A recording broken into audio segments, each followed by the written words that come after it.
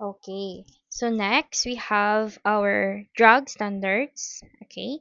So drug standards are the official requirements that ensure medicines are actually safe, effective, pure, and of high quality before they're actually used by the patients or before they're actually released sa market. So simple, ang ating drug standards, ito yung ating parang quality rules. Okay? So kung may standards kayo, okay, meron din sa drugs natin, of course. Okay? So we have the 1, 2, 3, 4, 5, 6, 7 major drug standards that we need to look into and before they are released again and to be given to our patients. So first, we have identity. So the medicine must be exactly kung ano yung nakalagay sa label niya. Okay? The drug is correctly identified using some appropriate tests, of course. For example, kapag yung tablet natin is nakalagay doon amoxicillin 500 milligram, so dapat okay, yung laman nun, okay, dapat amoxicillin lapa, right? Hindi naman puwedeng amoxicillin 500 milligram tapos iba lapa yung laman, right? So, ayan. So, we have identity, okay? Then, we have your strength, okay? So, the medicine must contain the correct amount, okay, of the active ingredient. Yan. So, pag sinabi natin paracetamol 500 milligram, dapat 500 milligram. Hindi siya pwedeng 300, hindi siya pwedeng 700 kasi pag masyadong unti, pwede siyang maging ineffective. Ayan, kapag masyado siyang maliit compared dun sa pinaka standard na ah, amount niya, yung tamang amount niya dapat, pag masyado namang sobra-sobra na, ayan, pwedeng magkaroon ng overdosing. Ayan. So, pinag-aralan talaga nila yan na dapat sa ganitong amount lang siya magiging effective. Yan. Okay? Then next, we have purity. Okay? So, purity, dapat yung gamot na tinitik natin, walang mga buhok, walang mga bacteria, walang mga dust, walang iba pang unwanted substances. Syempre, hindi mo siya iinumin kapag may mga ganun, di ba? Like, for example, yung mga sterile IV natin, lalo na yung mga yon diretso sa blood system natin yun eh. Oh, so, hindi dapat siya nagkakaroon ng mga microorganisms. Pag sinabi nating pure, malinis siya. Okay? Then next, we have quality. Sa quality natin, of course, yung medicine natin, minamanufacture yan consistently. They are actually using your approved procedures. Okay? Ayan. So, kunwari, for example, yung gamot na binili ko dito sa botika na to, okay, from the same company, pati dito sa isang botika na yan, pareho lang dapat yung magiging quality niya. Kasi pareho lang naman sila nang galing sa isang company na yan. Pareho lang silang ginawa doon. Okay? So, pareho lang ginamit na procedures or anything. Okay, so again, every bottle of the same medicine, dapat pare-pareho lang sila ng quality, regardless kung saan ko siya binili. So, quality, same every time. Ayan, same every time. Okay? Then we have stability. Stability is actually, itong dalawa na rin yun, pag kinombine mo, ayan, safety and efficacy. So, stability, and the drug maintains its quality and potency throughout its shelf life. Ayan, kung hanggang kailan yung kanyang expiration date, dapat stable pa rin po siya. Ayan, so it should remain safe and effective. So, yun rin yung ibig sabihin niya eh. Lalo na kapag in-store natin sila ng mabuti. Okay? So, stability, gumagana pa rin. Ayan. Still works until its expiration date. Then again, we have safety and efficacy. The drug is safe when used as directed, and efficacy produces its intended effect under proper use, under proper storage. Okay? Then, of course, we have this. Ayan. These are regulated by your pharmacopoeias and authorities to protect public health. We have the following. Ayan. Pharmacopoeias are the official compendia of drug standards. These are just the examples. Regulatory authorities, which ensure compliance with the standards and the good practices, ensure quality at every step of the process. Usually, ito ay ginagamit sa manufacturing. Okay? And then, lastly, we have your drug information. Yan.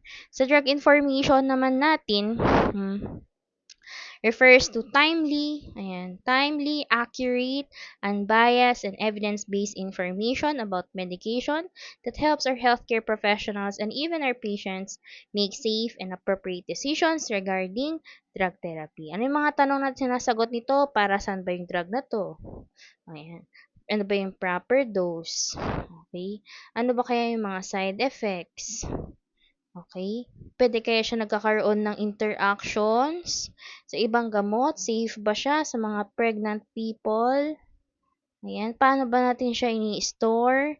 Ayan. So, our drug information is actually continuously updated kasi madami rin tayong mga bagong researches that actually pwede silang mag-reveal ng mga bagong indication ng mga gamot. Lalo na kapag may mga bagong gamot, 'di ba? Bagong mga side effects. Ayan. Mga drug recalls. Okay, mga bagong dosage recommendations, mga bagong discover na mga interactions. So, madami-dami. Okay? So, drug information, alam mo yung mga pag-searchan lang, gano'n. Mga basis natin of information, okay? Siya rin yun. Pero as of now, di ba, meron na kasi tayong AI. So, usually, doon na talaga. But before that, meron tayong mga ganito, of course, okay? So, it depends on the type of information na kailangan natin. For example, we have primary literature. Yan. Primary literature natin, ito yung mga original researches, ayan, which are conducted by our scientists. For example, mga clinical trials, mga research articles, mga case reports, and etc. Ang advantage nito, of course, ito, meron siya mga detailed na information. Detailed yung mga information natin dito, mga latest discoveries, ayan, original na scientific evidence. Siya ang ano lang, masyado siyang mahirap, pag-aralan. Very technical yung mga language na ginagamit nila dito. Time consuming rin since sobrang haba. Ayan. Pagdating sa primary literature natin. And then, moving forward, we have our secondary sources. Ayan. Secondary sources, ino-organize niya, sinasummarize niya itong primary literature natin. Some examples would be your PubMed, ayan, mga databases. Ayan, for example, sila Medline. If you ever heard of those sites, ayan. So, usually, yun yung mga ginagamit namin talaga before. Ayan. So, madali lang siyang i-search. Ayan. You actually save time. Ayan. Still, nakakalocate ka ng mga original studies. Ang ano lang nun, syempre, hindi siya kompleto. Okay. Ayan. Unlike this one. Yes. Then next, we have your tertiary sources.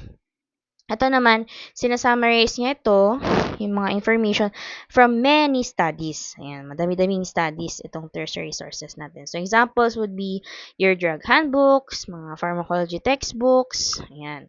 Okay? So, madali lang siyang intindihin. Mabilis lang yung references natin. Usually, ito yung ginagamit sa mga hospital. Ang ano lang, disadvantage, of course, hindi ito newest, yung mga researches na meron dito, matagal-tagal na. Ganun. Okay? Then, of course, we have your official sources, comes from your government agencies, mga professional organizations, like for example, si FDA, si DOH, si WHO, we have your Philippine National Formulary. So, ayan. Okay? Dito sa mga sources nito, nakakapag-provide sila ng mga drug recalls, safety alerts, mga approved na indication, mga treatment guidelines. Ayan. So, okay. So, the uses of drug information, ayan, supports clinical decision making and patient care.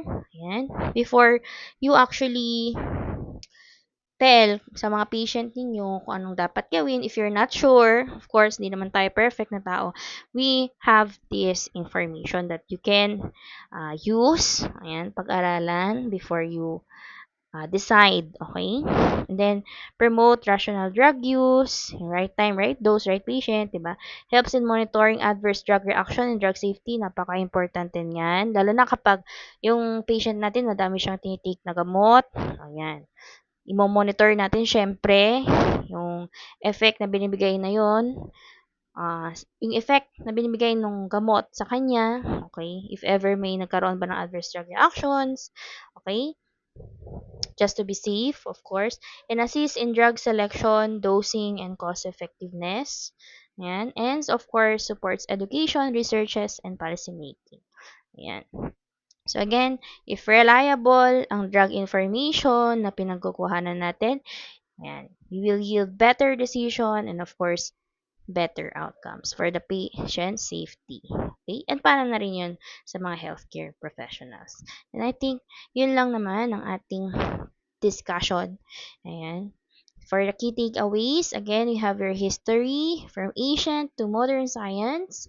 Pharmacology continues to evolve for better health outcomes. We should be thankful for them, of course. The definition of terms, those are just some, okay, basic terms that you would want to know. Ayan, diniscuss natin kanina. And the drug classification by source, chemical, action, therapeutic, legal status, and the drug standards to ensure that every drug is of correct identity, purity, strength, quality, safety, efficacy, and stability.